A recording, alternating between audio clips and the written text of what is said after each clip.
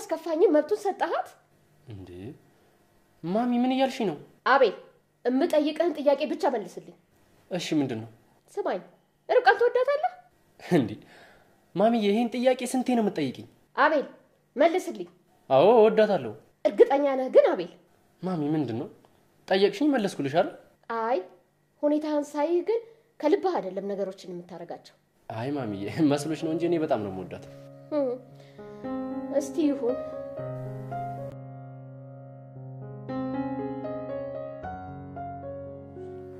መጣሽ እንደ ርብቃ አዎ አቤል በሉ ደህና ዋሉ እንዴ ማለት ልትሄጂ ነው አዎ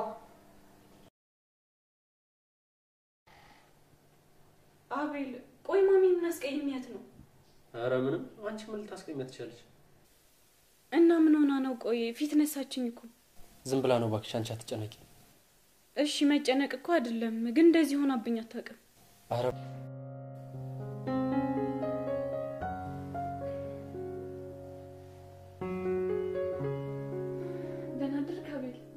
ደህና ነኝ መኝታው ግን እየተመቸሽ አዎ አቤል ተመችቶኛል በቃ ካሁን በኋላ አንቺ አልጋ ላይ ተኝ እኔ ታች ተኛለሁ አይ ኧረ ችግር የለውም አቤል እና በቃ ችግር ከሌለው እኔ ታች ልተኛ አይ ርብቃ ግን ስትቀል ልንገርሽ እኔ መከራከር አልወድም አትከራከሪኝ አቤል አይመችም ብዬ እኮ ነው ሐሳቤ ተስማምተሃል ማሚ ግን አይተሽዋል የፍቺ ወረቀት እኮ ነው የሚለው አዎ እንዴ ምን እያልሽ ነው ማሚ ርብቃን እንደፈታት ነው አዎ ራሴ አፈራረምኳችሁ ራሴ አፋታችኋለሁ እና ርብቃን ለፈታት ነው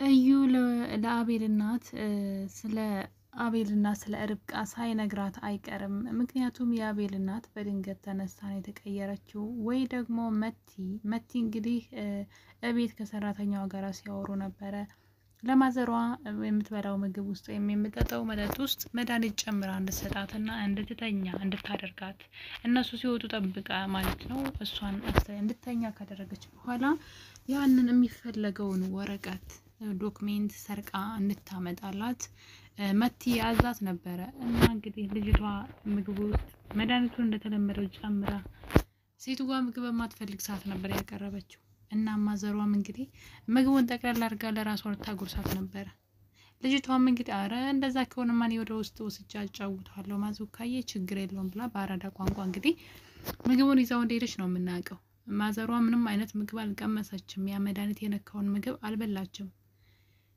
ነገር ግን የአቤል እናት ያ ምግብ ከተቀረበላት ሳትበላው የተነሳው ምግብ ከዛች ደቂቃ በኋላ ግን ተቀይራለች ብዙዎቻችሁ ኮሜንት ላይ ያያየው ነበር ሆን ብላ እየፈተነቻቸው ነው ፕራንክ እያደረገቻቸው ነው ፕራንክ መቼም ከባድ ነው ብቻ እንደዛ እንዲሆን ምኞቴ ነው እንደው በድንገት ተነስታ ግልብጥብጥ ያለችው ይሄ ነገር ርብቃ ምን ይሰማት ይሆን ምክንያቱም ለርብቃ አሁን ላይ ሁሉ ነገር በጣም ከባድ ሆኗል እስከዛሬ በጣም ነፍስ ይወጣልሽ ያሪ ስትወዳት የነበረችው የአቤል እናት ርብቃ ልክ ያረገዘች ማርገዟን ያወቀሽ ቀን ሴትዋ ከዳቻት ማለት ጠላቻት ጭራሹን እንዲለያዩም ትፈልጋለችና ምን አይነት አጋጣሚ ነው ሴትዋ ስትፈልግ የነበረው የልጅ እንዲኖራቸው ነበር ባልነበራቸው ጊዜ በግድ አላችሁ ብላ ልጆቹ ስታጨናንቅ ነበር ርብቃ ደግሞ በዚህ መሰረት ልጅ እንግዲህ የተሰጣትን መድኃኒት እንኳን አልወስድም ብላ የእናትየዋን ፍቃድ ለመሙላት ከአቤል ልጅ ለመውለድ አስባ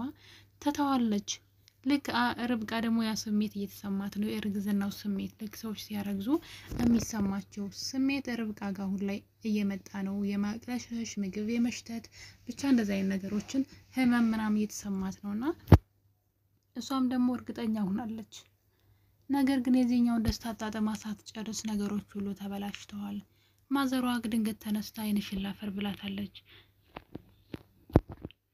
ማለት የት ነው ምን ተፈጥሮ ነው ብላችሁ እስክትገረም ድረስ ምናልባት መቲ ለሰራተኛው ይሄን ነገር እንድትነግራት ለማዘሯ አድርጋ ይሆን ምክንያቱም መድኃኒቱን ማዘሯ እንዳልበላችሁ መቲ ካወቀች በኋላ ሌላ አይነት መላ እንፈልጋለን በቃ መድኃኒቱ ይቅር ከዚህ በኋላ ትላታለች እናም እንግዲህ ምን እንዳሰቡ ባናውቅም ግን ሁለቱ ተነጋግረው ነበር ምናልባት ይሄን ነገር እንድትነግራት አድርጋ መቲ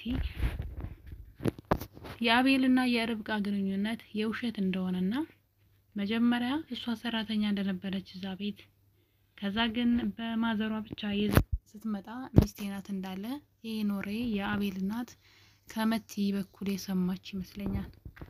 መቼም ቢሆን እዩ በዚህ ፍጥነት ይሄን ነገር አይናገርም። ምክንያቱም እዩ ጉዳዩ አይደለም። የእዩ ጉዳይ ብሩን፣ ቤት ውስጥ ያለውን ንብረት እንዲሁም ደግሞ ዶክሜንቱን መውሰድ ብቻ ነው። ቤቱን በስሙ ማድረግ ብቻ ነው የሚፈልገው እንጂ ስለ ሁለቱ ግንኙነት ምንም ጉዳዩ አይደለም። ምክንያቱም እሱ መቲ እሱ ጋር ነው ያለችው። ስለዚህ አቤልና ርብቃ አብረው ስለሆኑ ለሱ ምንም አይመስለውም። እና ምንድነው የተፈጠረው? ማዘሯ ምን ኩራ ነው? በጣም ነው የሚያስደነግጠው። የአቤል እናት መቃየር ርብቃን እኮ ከሰራተኛም በታች አርጋ ነበር ስታናገራት የነበረው። የሆነ ዝቅ አርጋ በማንቋሸሽ ነበርና በጣም ነው የሚያስደነግጠው። እኔ ኮሜንት እያነበብኩ ነበር። አረ ማዘርማ ፕራንክ እያደረጉ ነው፣ ደግሞ አብዛኞቻችሁ እየፈተኗቸው ነው አላችሁና ለርብቃ ግን ነገር አስደንጋጭ ነው።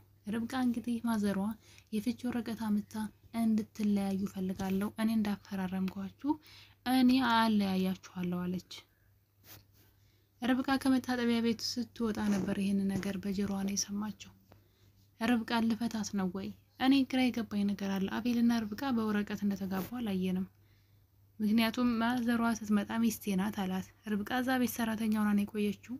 ማዘሯ ስትመጣ ሚስቴ ነች ብሎ ከመናገር ውጪ ወረቀት ላይ የባልና ሚስትን ነገር እንደተፈራረሙ አላውቅም ነበር።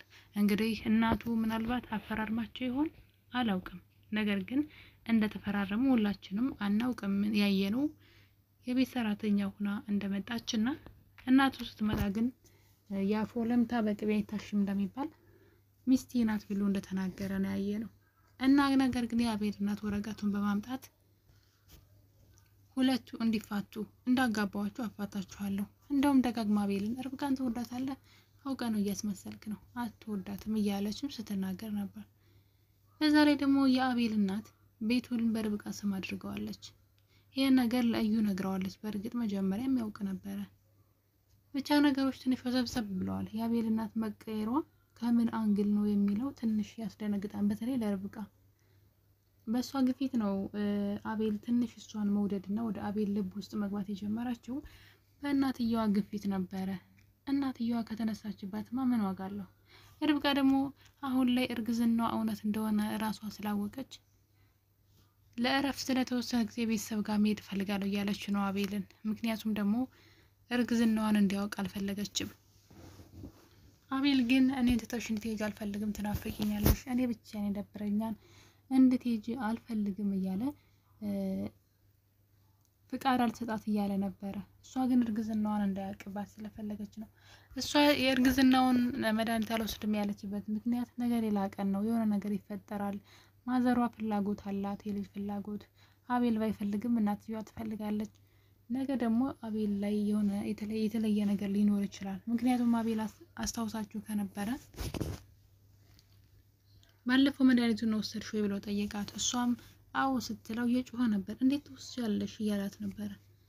ውሰጂ ብላኝ ነው ስትለው ነው ማለት ሼም ስለያዘው ነው ስቆ ዝም ያለው እንጂ እንድትወስድ እንኳን አልፈለገም ነበር። ተናዶ በሰዓቱ ቢላትም ቆይቶ ሲያስበው ግን የእናቱን ፍላጎት ስለሆነ መድኃኒቱን በመውሰዷ ውስጡ ደስተኛ አይደለም።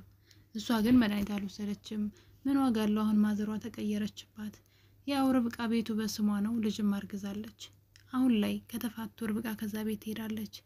ምናልባትም የመውለጃዋን ጊዜም ቤተሰቦቿ ጋር ልትሆን ትችላለች። ግን የማዘሯ መቀየር ግን ምን ይሆን ምክንያቱ?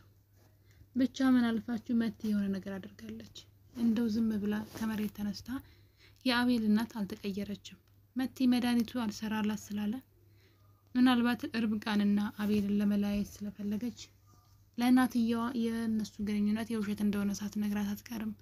ምክንያቱም ደግሞ መቲ ከፍቅረኛው ጋር ስለተጣላች ማለት ነው። ምናልባት ይህን ነገር አድርጋ ከሆነ አቤልን ስለፈለገችው ብዬ አስባለሁ። ነገር ግን ለሁላችንም እንቆቅልሽ የሆነብን ነገር ቢኖር የማዘሯ መከርበት ነው። በአንዴ ነው ምንም። በነገራችን ላይ ቀን ላይ ካስታወሳችሁ የሆነ ወረቀት አመታ የህፃን ልጅ ድምጽ በጆሮዋ ያቃጨለ ጆሮዋን ይዛ ነበር። እናም ስታለቅስም ነበር። እዛ አካባቢ ነው እንግዲህ የጀመራት። ምን እንደተፈጠረ ባናውቅም ርብቃ ግን ይህን ነገር ብቻዋን ነበር ተደብቃ የሰማችው። በድንጋጤ ምን ልትወስን እንደምትችል አናውቅም ርብቃ። ነገር ግን የማዘሯ ነገር ከየት ነው ወሬ የሰማችሁ? በቀጣይ የምናይ ይሆናል። የኔ ተወዳጆች ለቤት አዲስ ከሆናችሁ ሰብስክራይብ አድርጉ። ሁላችሁንም ወዳችኋለሁኝ። በመልካም ፍቃዳችሁ ስለምታበረታቱኝ አመሰግናለሁ። ባይ ባይ።